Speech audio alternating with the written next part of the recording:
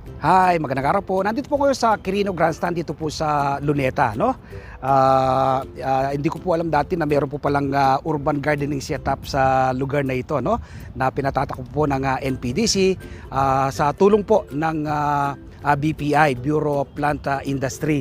Meron po sila ditong conventional farming. Kapag sinabi pong conventional farming, sa lupa po yan, ano?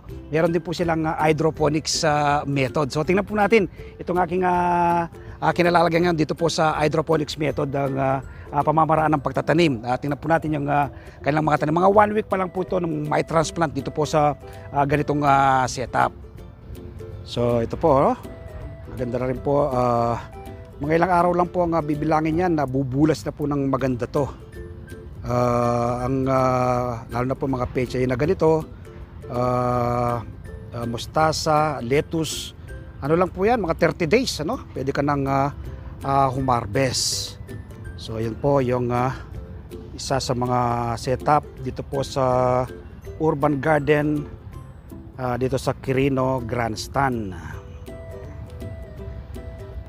Kung kayo po'y makakabisita, no, dito po sa Luneta, subukan nyo pong sumilip, ano, dito sa kanilang urban gardening setup. Makakakuha po kayo ng idea kung paano po kayo magsisimula ng pagtatanim ng inyong sariling pagkain.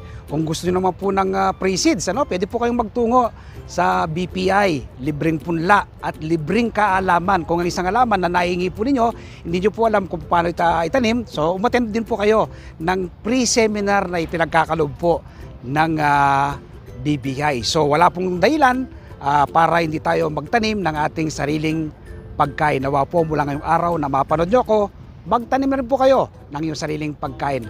Happy farming po and God bless!